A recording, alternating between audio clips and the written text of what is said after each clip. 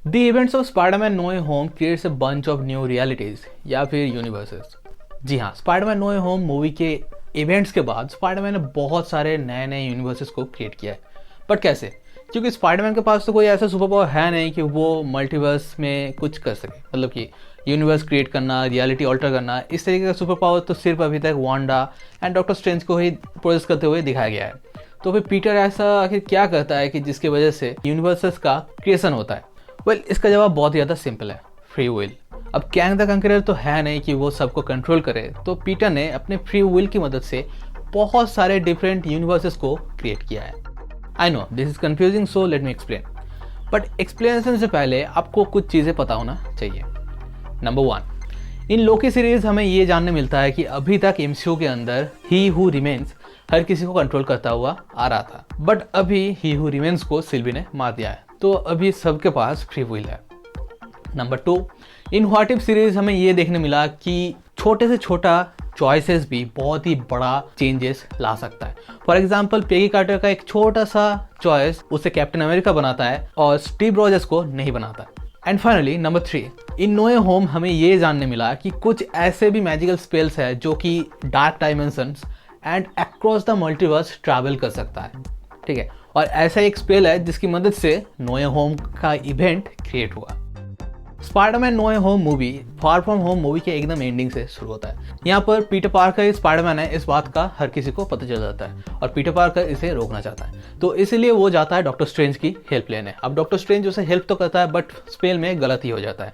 अब गलती होने के कारण जितने भी लोगों को पीटर पार्कर स्पाइडरमैन है इस बात का भूलने के बजाय जितने भी लोगों को इसी बात का नॉलेज था, वो सब लोग एमसीयू में आने लगता है और इनमें से ज़्यादातर विलेंस थे। अब ये सारे के सारे विलेंस कभी ना कभी अपने लाइफ में पीटर पार्कर से लड़ा है अपने यूनिवर्स में, और पीटर पार्कर यानी कि स्पाइडरमैन से लड़ते हुए मारे भी जाते हैं। ये काइंड ऑफ इनका फेथ है। बट एमसीयू के स्पाइडरमैन ऐसा नहीं चाहता, वो इन लोगों को मारना नहीं चाहता। वो चाहता है कि वो इन्हें क्योर करे और इनकी हेल्प करे, ताकि ये लोग जब अपने अपने यूनिवर्स में लौट जाए तब वो लोग वहाँ पर जाकर जिंदा रह सके। एंड वो ऐसा करता भी है। मूवी के आखिर में हम लोग देखते हैं कि वो हर किसी को क्योर कर देता है और हर कोई अपने अपने यूनिवर्स में लौट जाता है। यहीं पर स्पाइडरमैन ने बहुत सारे डिफरेंट रियलिटीज को क्रिएट किया, यानी कि यूनिवर्सेस को क्रिएट किया। अब देखो, Spiderman No Way Home movie के बारे में आपको कुछ चीजें पता होना चाहिए। सबसे पहला तो ये कि जितने भी कैरेक्टर्स मूवी के अंदर दूसरे यूनिवर्सेस से आए हैं, ये सारे डिफरेंट टाइम से आए हैं।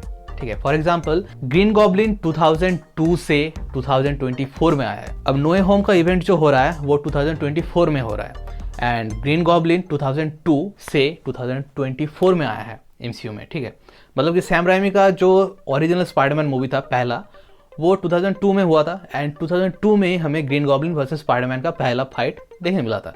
तो हम लोग ये कह सकते हैं कि green goblin at certain point of 2002 उस टाइम से 2024 इन एमसीयू आता है।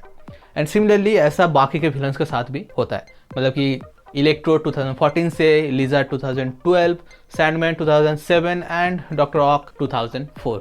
बट स्पाइडरमैन के साथ ऐसा नहीं होता, मतलब कि स्पाइडरमैन उस टाइम से नहीं आते। मतलब कि स्पाइडरमैन जिस यूनिवर्स से आता है, मतलब कि सैम राइमी का स्पाइडरमैन, टोबी मैगर का जो स्पाइडरमैन है, वो 2024 इन हिज यूनिवर्स, उस यूनिवर्स से 2024 एमसीयू में आता है। एंड सिमिलरली एंड्रू गारफील्ड का स्पाइडरमैन भी 2024 से 2024 इन एमसीयू आता है। ठीक है, इनके लिए सिर्फ यूनिवर्सेस चेंज होता है बट टाइम चेंज नहीं होता। बट विलन्स के लिए टाइम भी चेंज होता है और यूनिवर्सेस भी चेंज होता है। तो ऑब्वियसली जब ये लोग सुधरेंगे, मतलब कि जब ये लोग पीटर की मदद से क्योर हो जाएंगे और फिर जब अपने अपने यूनिवर्स में लौट जाएंगे, तब ये लोग अपने अपने डिफरेंट टाइम में भी लौटेंगे।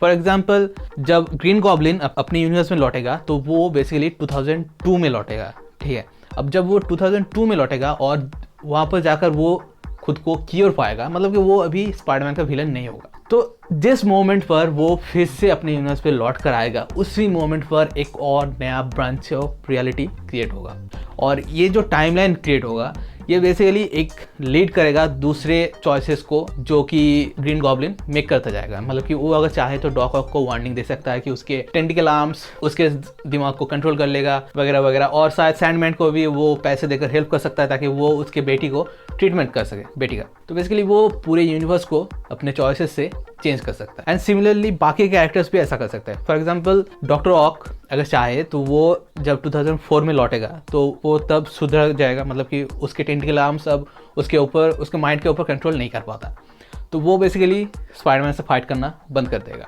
बट उस टाइम पर 2002 में already green goblin versus Spiderman का पहला फाइट हो चुका है और उसमें ग्रीन गॉब्लिन मारा जा चुका है। बट अभी डॉक्टर ऑक अगर चाहे तो वो डॉक ऑक बाकी के इवेंट्स को, मतलब कि 2007 में होने वाले जो इवेंट्स थे सैंडमैन वर्सेस स्पाइडरमैन, इन इवेंट्स को शायद वो रोक सकता है। तो काइंड ऑफ ये लोग जितने भी चॉइसेस मेक करते जाएंगे यूनिवर्स में लौटने के बाद, उतने ज़्यादा यूनिवर्सेस क्रिएट होते जाएंगे, उतने ज़्यादा multiple realities, bunch of timelines create होते जाएंगे, ठीक है। And similarly the amazing Spiderman universe के साथ भी होता है। बट अभी शायद आप लोग ये सोच रहे होंगे, अगर ये सारे विलन्स अपने अपने यूनिवर्स से लौटने के बाद बुरे नहीं रहेंगे तो बेसिकली वो मूवी तो कैंसिल हो जाएगा, राइट।